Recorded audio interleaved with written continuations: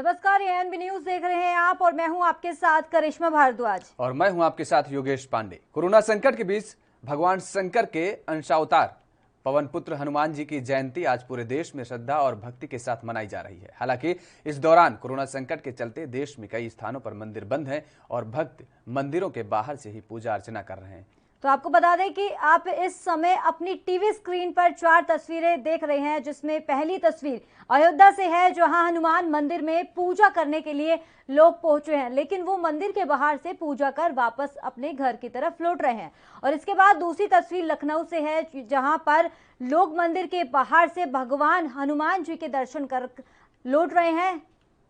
और इसके बाद आप दिल्ली की तस्वीरें देख सकते हैं, जहां मंदिर बंद होने की जानकारी दी गई है और श्रद्धालु मंदिर के बाहर से दर्शन कर लौट रहे हैं।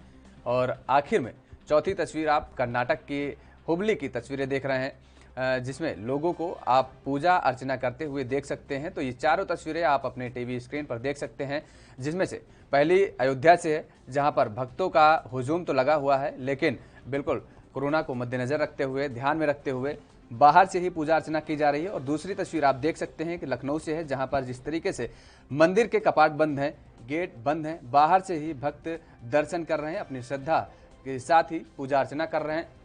और ये तीसरी तस्वीर जो है वो दिल्ली से है।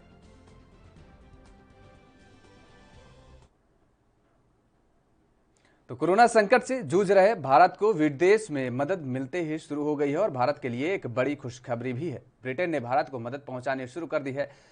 लुफ्थहांसा फ्लाइट मंगलवार को तड़के भारत में लैंड हुई है और इस फ्लाइट में ब्रिटेन ने 100 वेंटिलेटर्स, 95 ऑक्सीजन कंसंट्रेटर्स और भेजे हैं। और इसके साथ ही जानकारी भारत के विदेश मंत्रालय ने दी है। और आपको बता दें कि विदेश मंत्रालय ने ट्वीट करते हुए कहा कि काम में अंतर्राष्ट्रीय सहयोग यूके से महत्वपूर्ण मेडिकल सप्लाई मिलने पर हम सराहना करते हैं और इसमें 95 वेंटिलेटर और 100 ऑक्सीजन कंसंट्रेटर्स भेजे गए हैं। आपको बता दें कि ब्रिटेन उन देशों में शामिल है जिन्होंने भारत की मदद करने के लिए कदम आगे बढ़ाया है। भारत में पिछले 5 दिनों से लगातार 3 से ज्यादा नए कोरोना संक्रमित मरीज सामने आ रहे हैं और वहीं हर दिन नए आंकड़े पिछले दिनों के आंकड़ों के पार करते हुए नजर आ रहे हैं। हर दिन 2000 से अधिक लोग इस महामारी की चपेट में आकर अपनी जान गंवा रहे हैं।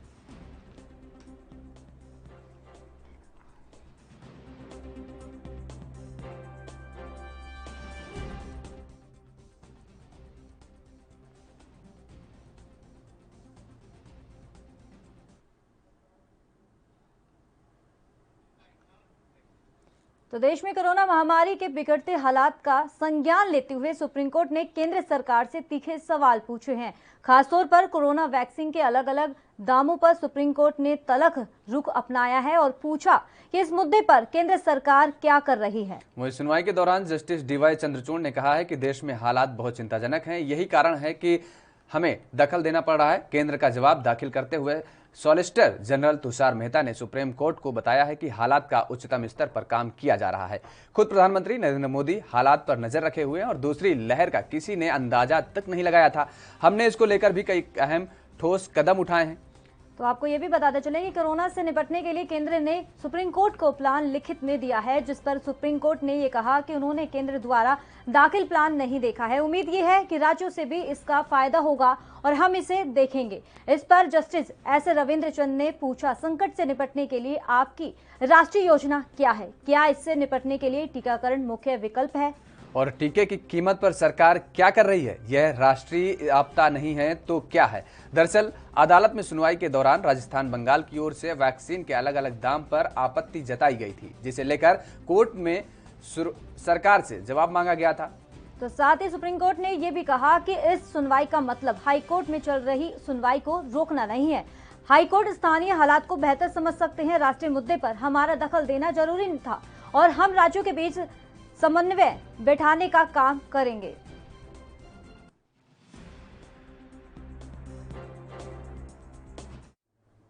तो देश में लगातार कोरोना का संकट जारी है और इसे लेकर चुनाव आयोग ने विधानसभा चुनाव के नतीजों वाले दिन 2 मई और उसके बाद विजय जुलूस पर बैन लगा दिया है। इसके जुड़ा डिटेल ऑर्डर जल्द ही जारी कर दिया जाएगा। और बता दें कि 2 मई को 5 राज्यों पश्चिम बंगाल, असम, तमिलनाडु, पुडुचेरी और केरल में हुए विधानसभा चुनाव के नतीजे आने हैं।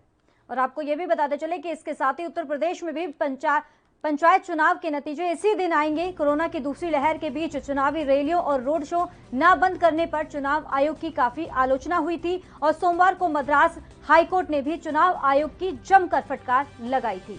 मद्रास हाईकोर्ट ने चुनाव आयोग को कोरोना की दूसरी लहर के लिए इकलौता जिम्मेदार बताया था। इसके साथ ही चीफ जस्टिस संजीव बनर्जी ने कहा कि निर्वाचन आयोग के अधिकारियों के खिलाफ हत्या के आरोपों में भी मामला दर्ज किया जा सकता है। तो आपको ये भी बताते चले कि कोर्ट ने कहा कि निर्वाचन आयोग ने राजनीतिक दलों को रैलियां और सभाएं करने की अनुमति देकर महामारी को फैलने के मौका दिया गया है।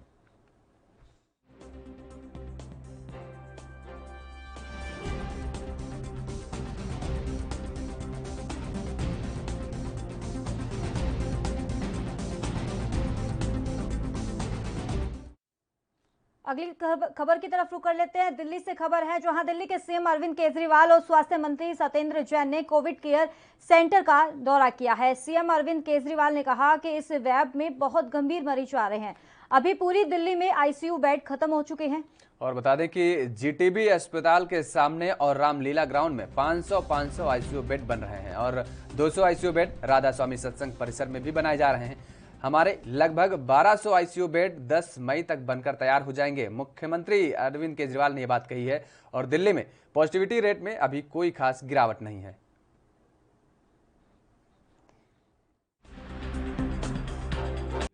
अभी सबसे ज़्यादा इस वेव के अंदर पेशेंट बहुत ज़्यादा आ रहे हैं, तो जो भी हॉस्पिटल में आ रहा है उसको या तो ऑक्सीजन का बेड चाहिए और मैक्सिमम लोग आईसीयू बेड ढूंढ रहे हैं।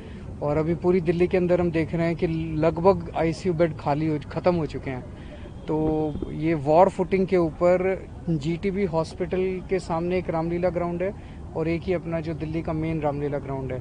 तो 500 आईसीयू बेड उधर बन रहे हैं और 500 आईसीयू बेड इधर बन रहे हैं और 200 आईसीयू बेड राधा स्वामी वाले कॉम्प्लेक्स में बन रहे हैं। तो लगभग 1200 ICU beds proper ICU beds जो हैं ये हमारे 10 मई तक बन के तैयार हो जाएंगे और इससे मैं उम्मीद करता हूं कि लोगों को काफ़ी राहत मिलेगी।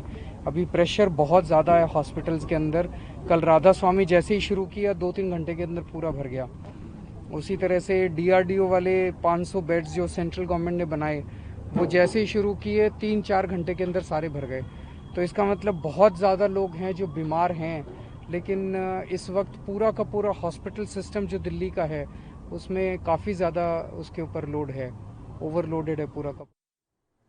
इस खबर पे वापस लौटेंगे, लेकिन ले चलते हैं लाइव तस्वीरों पर, जहां बीजेपी नेता यानी कि केशव उपाध्याय क्या कुछ कह रहे हैं वो आपको सुनाते हैं।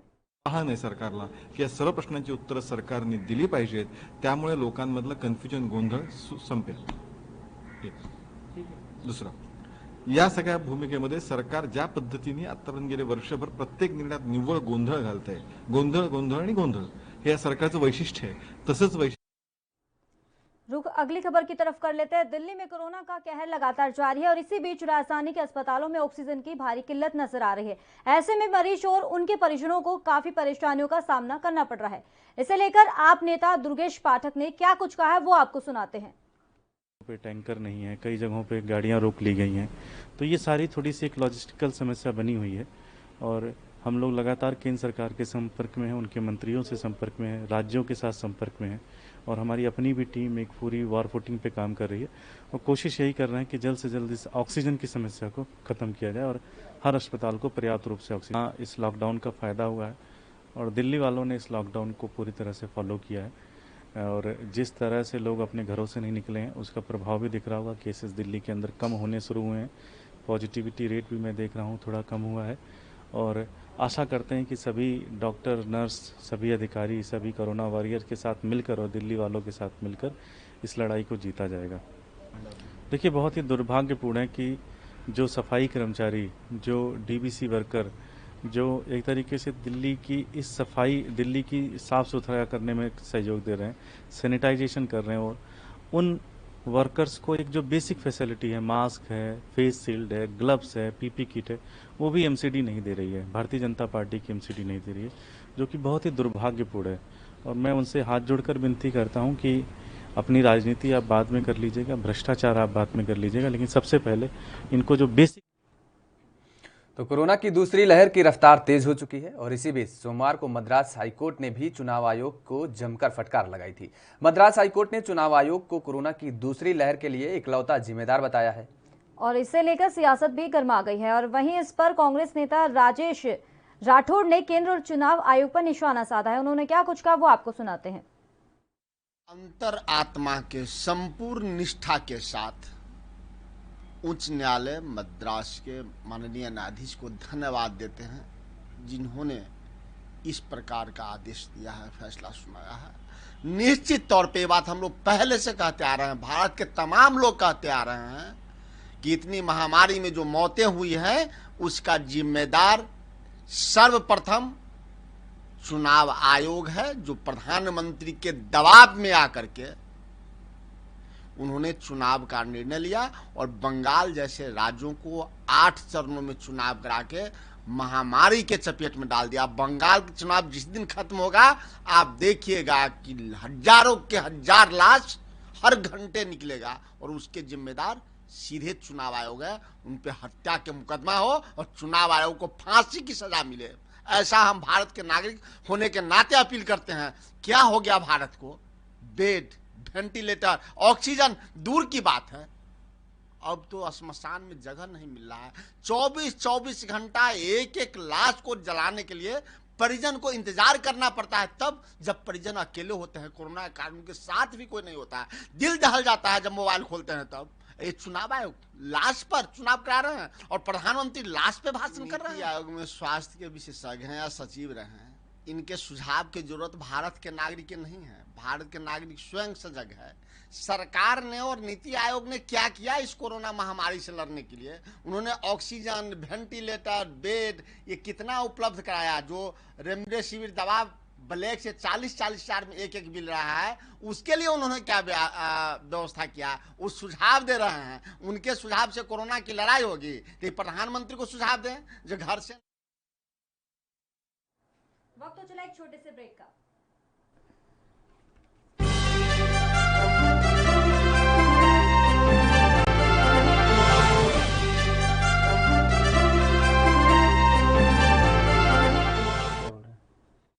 वीरों और बहनों, ये वैक्सीनेशन प्रोग्राम जड़ा है सारी दुनिया चल रहा है, अपने उरे नहीं। वो ये चीज़ हुण एक दुनिया की एक जंगी एक किस्म का हो गया है। तो मैं अज थोड़े नाल यही गल करना चाहुंदा है, अगर आपां ने अपने परिवारां नूं बचाउणा है, बच्चों नूं बचाउणा है, अपने होर बजुर्ग ने उहदे विच घरां दे विच उहनां नूं बचाउणा है, तां इक्को ही तरीका है कि आपां टीके लगाओ। 2 टीके लगदे ने, एक लगदा है, फिर कोई 5-6 हफ्तियां तो बाद एक होर लगदा है और फिर ਇਹਦਾ ਜਿਹੜਾ असर ਹੁੰਦਾ ਹੈ दूसरे टीके ਦੇ 15 ਦਿਨਾਂ ਬਾਅਦ ਇਹਦਾ असर ਹੁੰਦਾ ਹੈ। ਤਾਂ ਇਹ ਜ਼ਰੂਰੀ ਹੈ ਕਿ ਤੁਸੀਂ ਜਲਦੀ ਇਸ ਨੂੰ ਲਗਾ ਲਓ। ਮੈਂ ਲਗਾਏ ਨੇ ਦੋਨੋਂ। तो ਅੱਜ ਮੇਰੀ ਇਹੀ ਬੇਨਤੀ ਹੈ ਤੁਹਾਨੂੰ ਕਿ ਤੁਸੀਂ ਮੇਰੀ ਗੱਲ ਮੰਨੋ, ਸਾਰੇ ਤੁਸੀਂ ਲਗਾਓ ਤਾਂ ਕਿ ਤੁਸੀਂ ਵੀ ਬਚੋ ਔਰ ਨਾਲ ਤੁਹਾਡੇ ਘਰਾਂ ਦੇ ਵਿੱਚ ਜੋ 45 ਸਾਲ ਤੋਂ ਉੱਪਰ ਨੇ ਉਹਨਾਂ ਨੂੰ ਵੀ ਲਗਾਓ ਤਾਂ ਕਿ ਆਪਣਾ ਪਰਿਵਾਰ ਬਚ ਸਕੇ। कोविड टीकाकरण पंजाब ਲਈ ਆਪਣੇ ਪਰਿਵਾਰ ਲਈ।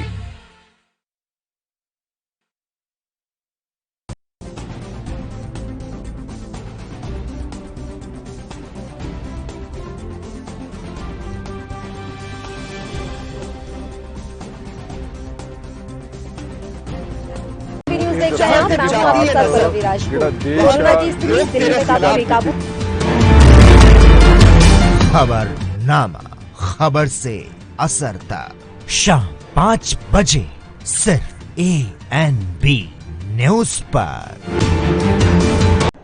यात्रीगण कृपया ध्यान दें, ANB express news on wheels Tata sky, Airtel, Facebook page, Instagram, Jio TV, Google play, YouTube और ऐप स्टोर पर रात 9 बजे ANB न्यूज पर आ रही है। धन्यवाद। क्या आप दुबले पतले कमजोर हैं? आपकी सेहत नहीं बनती, भूख कम लगती है, वजन नहीं बढ़ता? दरअसल मेन बात खाना पीना खाना नहीं है, मेन बात है खाया पिया लगना। और अगर खाया पिया लगेगा ही नहीं तो सेहत बनेगी कैसे? इसलिए हमारी संस्था सन्यासी आयुर्वेदा ने एक ऐसी दवा बनाई है जो कि आपके पाचन तंत्र को आपके लीवर सिस्टम को ठीक करने का काम करती है, ताकि आप जो भी खाएं उसका पूरे का पूरा निचोड़ आपके शरीर को लगे, आपकी भूख बढ़े, खाया पिया सही से लगे, नया खून बने, हड्डियों में जान आए, वजन बढ़े, ताकत बढ़े, चेहरे पर नूर आए और आप मोटे तगड़े खूबसूरत पर्सनैलिटी के मालिक बन जाएं। यह दवा पूरी तरह से आयुर्वेदिक होती है। इसका शरीर पर कोई भी साइड इफेक्ट, कोई भी नुकसान या दुष्प्रभाव नहीं होता। लड़के लड़कियां दोनों इसका इस्तेमाल कर सकते हैं और पहले 15 दिन के अंदर ही आपको इसका असर महसूस हो जाएगा।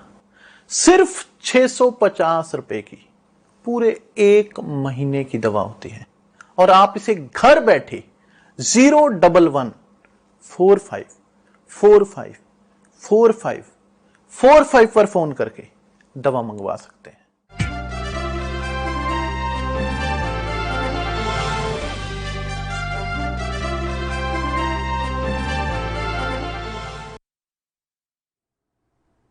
ब्रेक के बाद आप सभी का स्वागत है। खबरों में आगे बढ़ते हैं। मध्य प्रदेश में कोरोना का संकट जारी है और इसी बीच धार में 3 साल से बंद पड़े ऑक्सीजन प्लांट को 4 दिन में शुरू किया गया। और आपको ये भी बता दें कि MCAL ग्लोबल पीथमपुर के प्लांट हेड निर्मल कुमार तोमर ने बताया कि 150 से अधिक लोगों ने 24 घंटे में काम किया है और इस दौरान 90 दिनों का काम 4 दिन में पूरा किया गया है।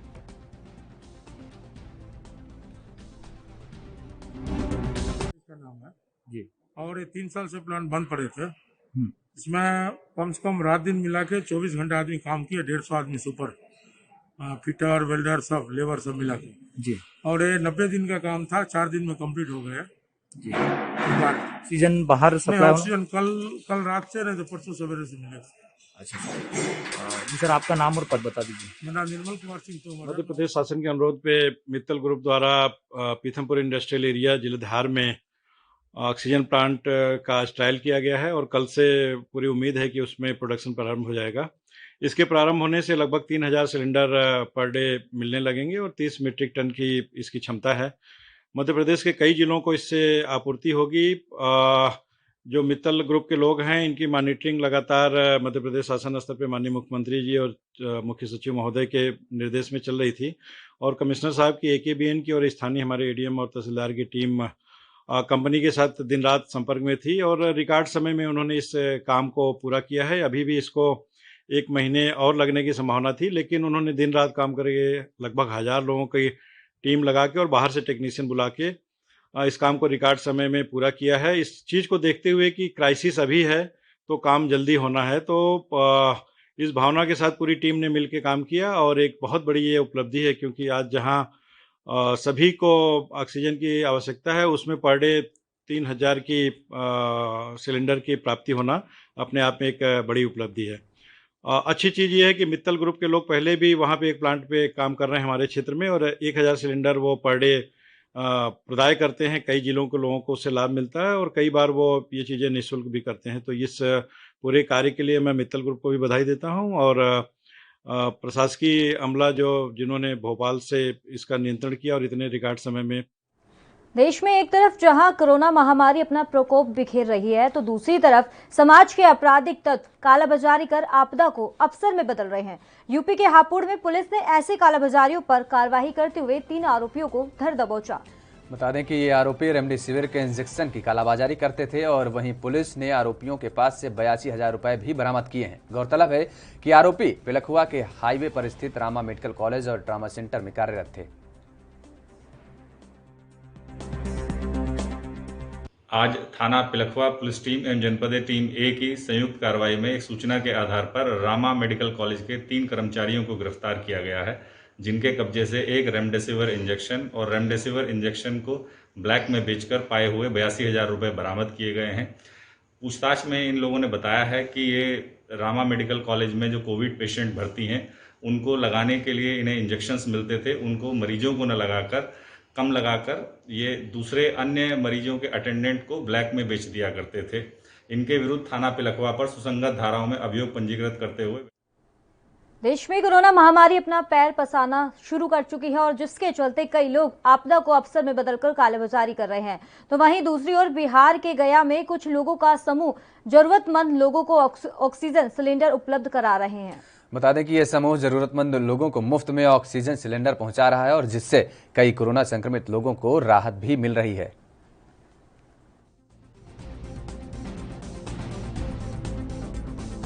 कोरोना के महामारी में हम लोगों ने ऑक्सीजन सिलेंडर मुहैया कराया है करीब 48 पीस, और जिन लोगों को इसकी ज़रूरत पड़ रही है वो लोग फ्री ऑफ कॉस्ट अपना आधार कार्ड दे करके ओरिजिनल और वो ऑक्सीजन सिलेंडर लेके जा रहे हैं और 24 घंटे में उन लोगों को ऑक्सीजन सिलेंडर वापस कराने का अल्टीमेटम है कि मतलब 24 घंटे में आप वापस करा दें कि दूसरे लोगों तक मदद पहुंच सके।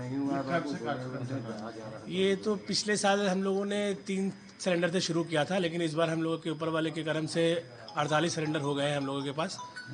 और ये जो एक्टिव काम खबर दोपहर में दोबारा वापस लौटेंगे, लेकिन ले चलते हैं सीधी लाइव तस्वीरों पर, जहां उत्तराखंड में जो जिस तरीके से कोरोना के बढ़ते मामलों को लेकर क्या व्यवस्था की जा रही है, पुलिस अधिकारी का क्या कुछ कहना है वो आपको सुनाते हैं। एक साथ स्नान किया है तो इस वजह से संख्या करीब 250 के आसपास थी। कौन कौन से अखाड़े स्नान कर चुके हैं? अभी तक जो अखाड़े स्नान कर चुके हैं, निरंजनी और आनंद दोनों सन्यासी अखाड़ों ने पहला स्नान किया था जिसमें 100 से 150 के आसपास थे, और उसके बाद अब जूना, आह्वान और अग्नि ये तीनों अखाड़ों ने अभी अभी स्नान किया है। अब महानिवाणी और अटल अखाड़ा वो रास्ते में। तो रामपुर के जिला अस्पताल में स्टाफ नर्स के ऑन ड्यूटी डॉक्टर को थप्पड़ जड़ दिया। मामूली वाद विवाद के बाद स्टाफ नर्स के डॉक्टर को थप्पड़ मार दिया और जिसके बाद डॉक्टर भी उठ खड़े हो गए और नर्स को सबक सिखाने के लिए हाथ उठाना चाहा तो वहां मौजूद लोगों ने दोनों का बीच बचाव करवा दिया, जिसके बाद स्टाफ नर्स गाली गलौज करते हुए अस्पताल के इमरजेंसी वार्ड से बाहर निकल गई और इस मामले में आला अधिकारियों ने दोनों पक्षों को समझा बुझाकर समझौता कराने की बात कही है।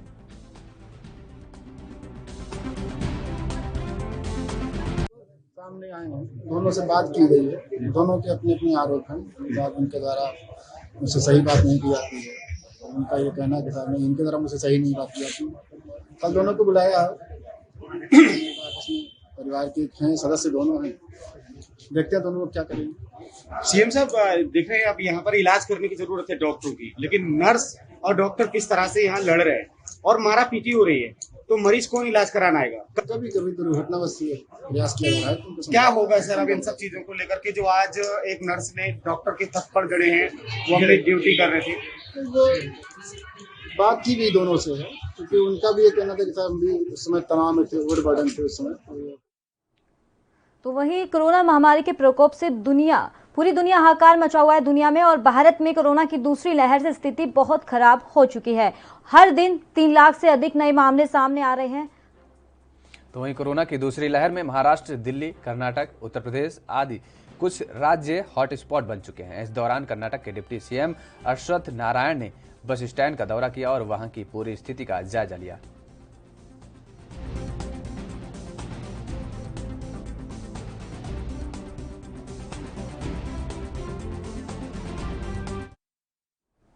देश में तेजी से बढ़ते कोरोना मामलों के बीच ऑक्सीजन की भारी कमी हो रही है, जिसे लेकर अब ऑक्सीजन प्लांट पर भी लोगों की भीड़ लगनी शुरू हो चुकी है। तस्वीरें पटना की हैं, जहां अपने परिजनों के लिए लोग ऑक्सीजन सिलेंडर लेने पहुंचे हैं और इसी दौरान प्लांट के बाहर लंबी लाइनें लगनी शुरू हो चुकी है।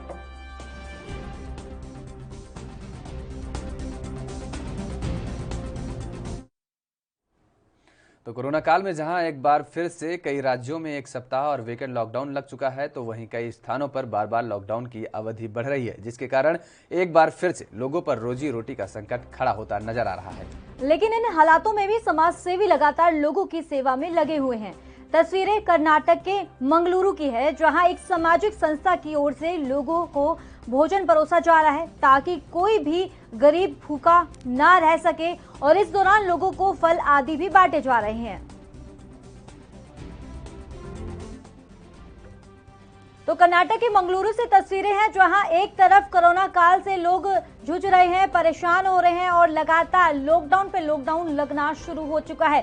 कर्नाटक में मंगलुरु की अगर बात करें, वहां पर लोगों को खाना परोसा जा रहा है और फिर से लॉकडाउन की तरफ देश बढ़ना शुरू हो चुका है। और इसी बीच कई समाज सेवी आगे आ रहे हैं और जो भूखे हैं लोग, पलायन जो कर रहे हैं, उनको खाना भी परोसा जा रहा है।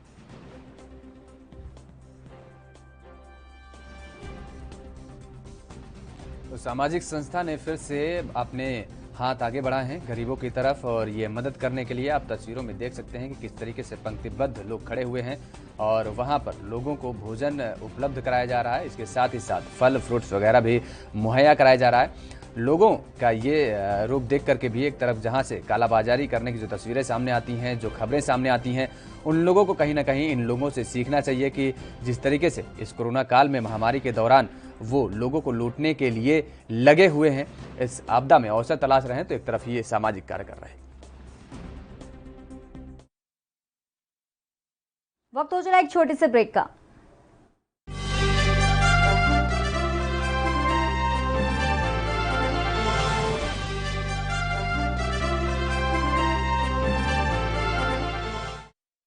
कम ब्रेक और ज्यादा खबरों के साथ देखिए ANB news in channel number पर।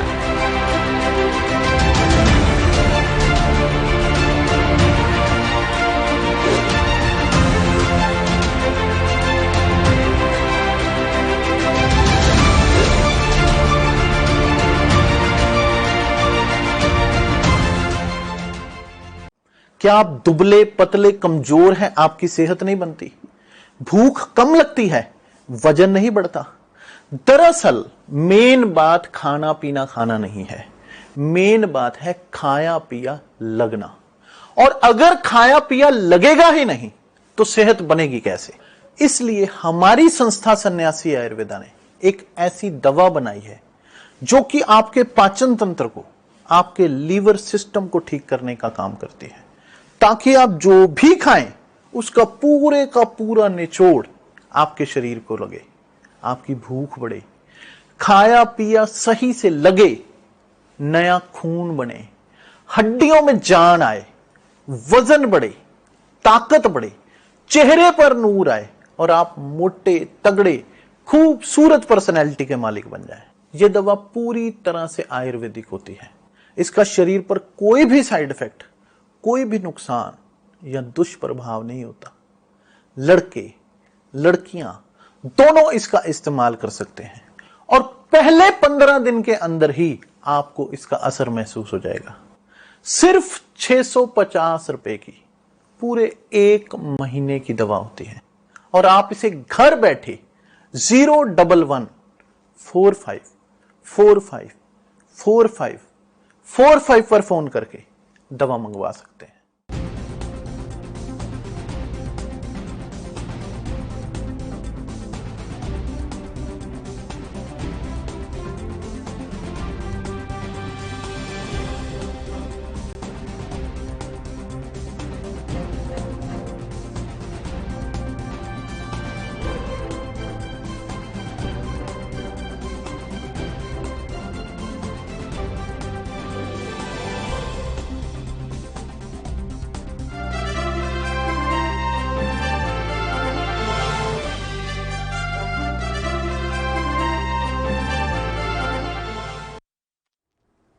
ब्रेक के बाद आपका एक बार फिर से स्वागत है। रुक अगली खबर का कर लेते हैं। पंजाब के फतेहगढ़ साहिब के सिविल अस्पताल में हेल्थ वर्कर आज एक दिन के सांकेतिक हड़ताल पर बैठे हुए हैं और आपको बता दें ये सभी हेल्थ वर्कर्स स्वास्थ्य विभाग के अंतर्गत कॉन्टैक्ट पर काम करते थे और हेल्थ वर्कर्स का इसी दौरान कहना है कि पिछले कई सालों से एक ही जगह पर काम कर रहे हैं और पर बावजूद इसके इन वर्कर्स को परमानेंट यानी स्थायी नहीं दिया गया है।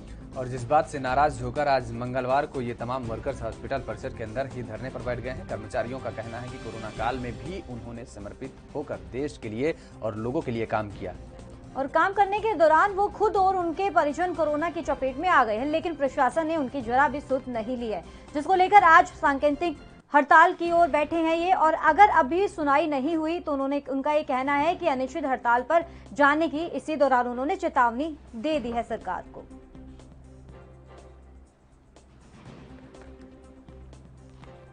तो धरने पर ये कार्यकर्ता बैठे हैं, जिस तरीके से लगातार अस्थायी पद पर ये हैं और स्थायी करने की मांग है लगातार इन लोगों की। और यही कहना है कि जिस तरीके से कोरोना काल के दौरान ये समर्पित होकर के देश के प्रति और राज्य के प्रति लोगों के लिए काम करते रहे, लेकिन प्रशासनिक अधिकारी हैं कि इनकी एक भी बात सुनने को तैयार नहीं है। और अब ये उसी अपने बातों को लेकर के, अपने मांग को लेकर के ये धरने पर बैठे हैं।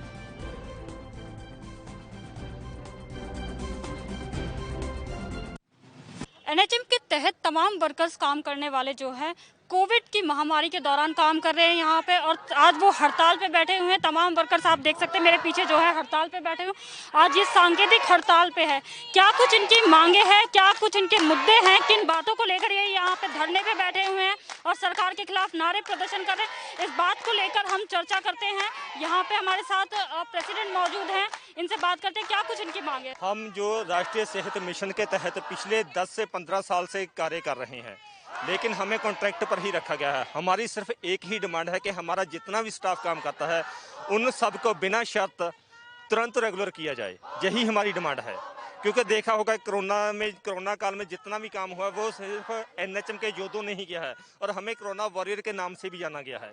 लेकिन अभी जो कैप्टन साहब हैं वो बोलते हैं ये बकवास कर रहे हैं। जब हम अपनी कोई मांग मानते हैं, अपने हित की बात करते हैं, हमने ठीक है हकों की बात करते हैं, तो हमें वो बकवास शब्द से संबोधन करते हैं। जेडे भी एनएचएम के कर्मचारी है वो सारे बैठे हैं यहाँ पे। हर एक डिपार्टमेंट ऑफिशियली है, जो ब्लॉक लेवल पे है, सीएससी लेवल पे है, कोई भी डिपार्टमेंट में है, वो सारे एनएचएम के मुलाजिम हैं जो सब यहाँ पे बैठे हुए हैं। एक भी मुलाजिम सालों से आप लोग काम कर रहे हैं? मैम हम डिपार्टमेंट में 13-14 सालों से काम कर रहे हैं। तो मैं आपसे जानना चाहूंगी कि आज की सांकेतिक हड़ताल अगर आपकी मांगे पूरी नहीं होती है तो क्या कुछ आगे रुख रहेगा?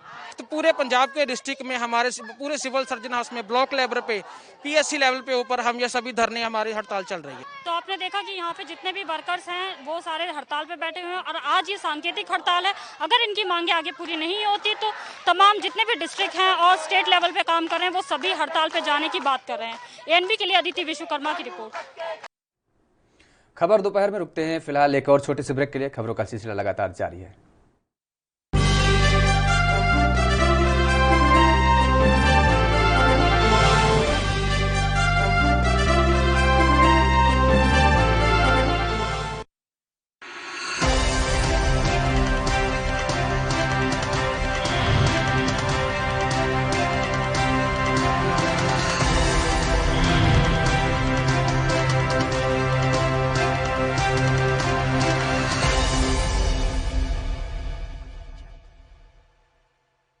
कम ब्रेक और ज्यादा खबरों के साथ देखिए ANB news in channel number पर।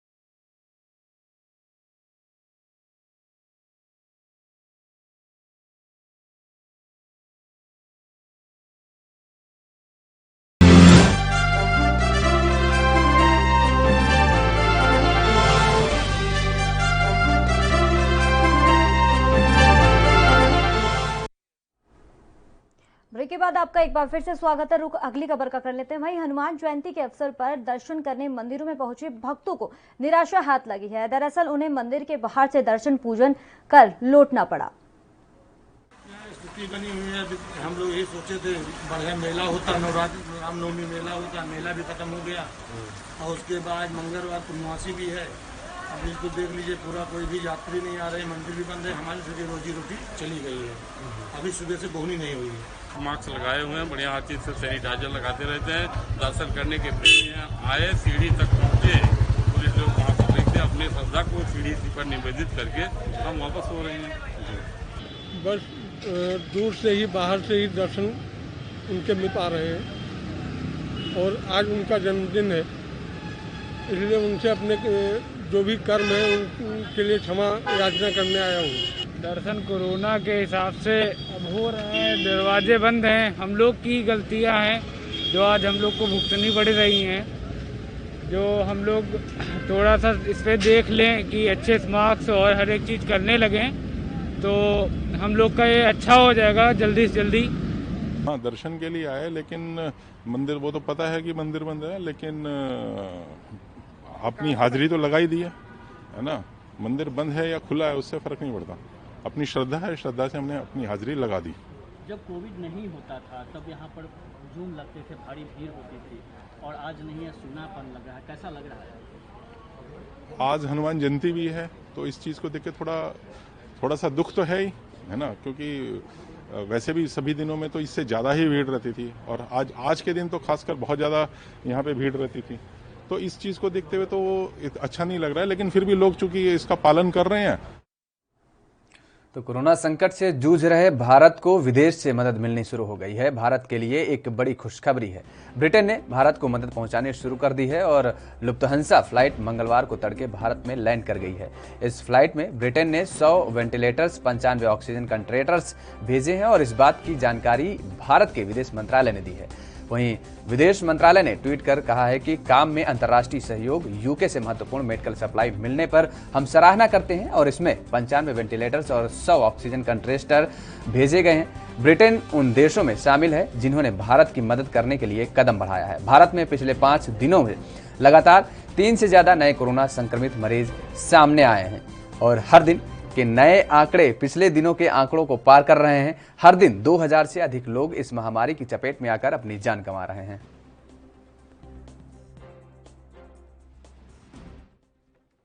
तो ब्रिटेन से भारत को ये बड़ी मदद मिली है, ऑक्सीजन और अन्य सामान पहुंचा है। भारत, आपको बता दें कि लुफ्थहांसा फ्लाइट से ये भारत सामान पहुंचा है। सारा कोरोना किट इस सामान में है और ब्रिटेन से ये भारत को बड़ी मदद मिली है। विदेश से जिस तरीके से भारत को विदेशों से मदद मिलना ही शुरू हो गई है, उसमें ये ब्रिटेन का भी एक बहुत बड़ा सहयोग माना जा रहा है, क्योंकि लगातार जिस तरीके से कोरोना संकट से भारत जूझ रहा है उस दौरान ये एक बड़ी खुशखबरी है भारतवासियों के लिए, जहां पर ब्रिटेन ने भारत को मदद पहुंचानी शुरू कर दी है।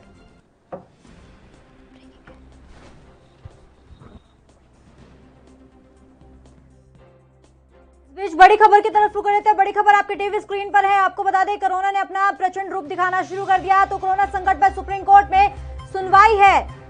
इस वक्त की बड़ी खबर, कोरोना पर सुप्रीम कोर्ट का सवाल है।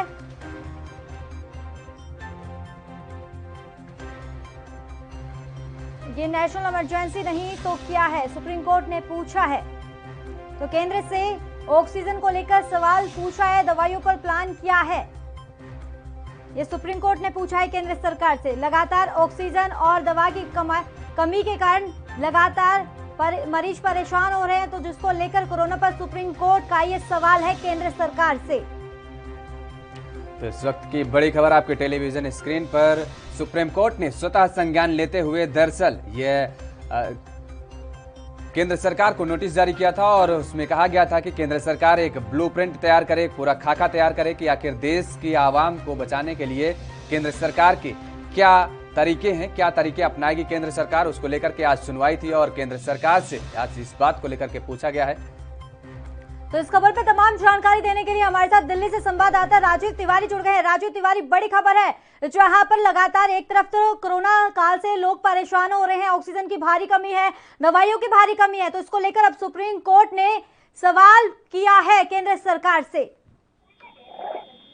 देखिए बिल्कुल साहब, इस तरीके से लगातार कहीं ना कहीं परिस्थिति को संभालने के लिए जरूर कोशिश की जा रही थी, मगर कहीं ना कहीं अब जिस तरीके से क्या बात करें सुप्रीम कोर्ट की, तो सुप्रीम कोर्ट ने भी कहीं ना कहीं सवाल किया है केंद्र सरकार से कि केंद्र सरकार किस तरीके से दिल्ली की मदद करती नजर आ रही है, मगर कहीं ना कहीं फटकार भी लगाई गई है और कहीं ना कहीं हर तरीके से ये कहा गया है कि दिल्ली के अंदर ऑक्सीजन की कमी है, बेडों की कमी है, तो उसकी पूर्ति करने के लिए सरकार और राज्य सरकार दोनों किस तरीके से सहयोग कर रहे हैं। मगर कहीं ना कहीं अब जरूर दिल्ली के अंदर कुछ ना कुछ हद तक सहयोग जरूर आ रहा है, क्योंकि जिस तरीके से अब ऑक्सीजन पहुंचाई गई है और लगातार कहीं ना कहीं दिल्ली सरकार निरंतर कोशिश कर रही थी कि ऑक्सीजन उपलब्ध कराई जाए, बेडों की संख्या बढ़ाई जाए, मगर कहीं ना कहीं केंद्र सरकार और राज्य सरकार के बीच में तालमेल नहीं मिल रहा था, उससे जरूर हो रही थी और कहीं ना कहीं जनता परेशान थी। मगर देखना होगा सुप्रीम कोर्ट की फटकार के बाद अब कितने बड़े कदम उठाई सकती है तो सरकार, क्योंकि राज्य सरकार भी जिम्मेवार है और केंद्र सरकार भी जिम्मेवार है इसके लिए। जी बिल्कुल राजीव तिवारी, ये देखना लाजमी होगा कि जिस तरीके से लोग परेशान हो रहे हैं, लोगों की मौतें भी हो रही है क्योंकि ऑक्सीजन की भारी किल्लत नजर आ रही है, अस्पतालों में व्यवस्था पूरी तरीके से खराब है। तो वहीं अगर बात कि जिस तरीके से अब लगातार अब सुप्रीम कोर्ट ने इसको फटकार लगाई है, केंद्र सरकार से सवाल पूछा है कि ऑक्सीजन की भारी किल्लत क्यों है, क्यों परेशान है, क्या लगता है कि अब कितना अब फायदा देखने को मिलेगा इसी दौरान? देखिए बिल्कुल कहा, इस तरीके से सुप्रीम कोर्ट ने केंद्र सरकार को फटकार लगाई और उससे कहीं ना कहीं सवाल भी किया है कि दिल्ली के अंदर इतनी बड़ी परिस्थिति क्यों है, ऑक्सीजन क्यों है। अगर राज्य सरकारें कुछ नहीं कर पा रही तो केंद्र सरकार की जिम्मेवारी बनती है, मगर देखना होगा केंद्र अब किस तरीके से कदम उठा सकते हैं, क्योंकि अभी भी कहीं ना कहीं कहते ऑक्सीजन एक्सप्रेस भेजी गई है, उसके अंदर भी कहीं ना कहीं 4 टैंक भेजे गए और देखना होगा कि कितनी बड़ी सुविधाएं मिल पाती है। क्योंकि लेकिन राजीव तिवारी, दिल्ली के अगर सीएम की अगर बात करें, अरविंद केजरीवाल ने केंद्र सरकार की तारीफ की है, उन्होंने कहा है कि ऑक्सीजन को लेकर उन्होंने हमारी हेल्प करी है, लेकिन उसके बावजूद ऐसी तस्वीरें देखने को मिल रही है। देखिए बिल्कुल सही कहा, यहाँ पर बात करें राज्य सरकारों की यानी कि आम आदमी पार्टी की, तो उन्होंने भी बिल्कुल केंद्र सरकार का सहयोग मांगा था और सहयोग मिला भी है, मगर कहीं ना कहीं सहयोग मिलने में कहीं ना कहीं देरी जरूरी है, जिसकी वजह से परेशानी होती नजर आई है। जिस तरीके से आप टैंकर भेजे गए हैं ऑक्सीजन टैंकर, तो कहीं ना कहीं जरूर जो स्थिति संभलेगी, मगर उस स्थिति को संभालने के लिए अभी भी कुछ लंबा समय लगेगा, क्योंकि एक साथ ऑक्सीजन नहीं दी जाती और लगातार अस्पतालों में भेजी जाएगी, उसके बाद में मरीजों को दी जाएगी। राजीव तिवारी, क्या लगता है सुनवाई में क्या कुछ सामने आ सकता है, कितनी फटकार का असर अब केंद्र सरकार पर देखने को मिलेगा? राजीव तिवारी, आवाज मिल पा रही है आपको? चलिए, बहुत बहुत शुक्रिया राजीव तिवारी तमाम जानकारी देने के लिए। तो इस वक्त की बड़ी खबर है आपके टीवी स्क्रीन पर। आपको बता दें कि एक तरफ देश में कोरोना ने अपना प्रचंड रूप दिखाना शुरू कर दिया है। अगर बात अब सुप्रीम कोर्ट की करें तो सुप्रीम कोर्ट ने सवाल पूछा था, उसको लेकर आज सुनवाई है। तो आपको बता दें कि कोरोना संकट पर सुप्रीम कोर्ट में सुनवाई है। केंद्र सरकार से सवाल पूछा है कि कोरोना पर सुप्रीम कोर्ट ने उनसे पूछा है कि वैक्सीन कहाँ है और क्यों इतनी किल्लत देखने को मिल रही है, दवाइयों को लेकर इतनी किल्लत क्यों देखने को मिल रही है, और ये नेशनल इमरजेंसी नहीं तो और क्या है। ये सुप्रीम कोर्ट ने सवाल पूछा है केंद्र सरकार से। केंद्र से मांगा ऑक्सीजन और दवाइयों पर प्लान क्या है, ये सुप्रीम कोर्ट ने केंद्र सरकार से सवाल पूछा है। तो आज इसको लेकर सुनवाई है कोर्ट में। तो कोरोना संकट पर सुप्रीम कोर्ट में यह बड़ी सुनवाई है। दरअसल आपको बता दें कि जिस तरीके से लगातार केंद्र पर विपक्ष से हमलावर होता हुआ नजर आ रहा था और अभी तक लगातार जिसको लेकर के ये कहा जा रहा था कि विपक्ष आप वर्तमान हालातों को देख करके ये कह रहा था कि इमरजेंसी के दौर से भारत गुजर रहा है, लेकिन अब सबसे बड़ा सवाल यहां पर उठता है कि अभी तक तो ये सवाल विपक्ष उठाता रहा, लेकिन आज सुप्रीम कोर्ट ने ये सवाल उठा दिया है कि अगर नेशनल इमरजेंसी नहीं है तो ये क्या है। मतलब वर्तमान हालातों को सुप्रीम कोर्ट ने भी नेशनल इमरजेंसी ठहरा दिया है, नेशनल इमरजेंसी करार दे दिया है। तो अब जिस तरीके से केंद्र की सरकार पर विपक्ष जो सवाल उठाते हुए नजर आता था, आज वही सवाल सुप्रीम कोर्ट ने उठा दिए हैं।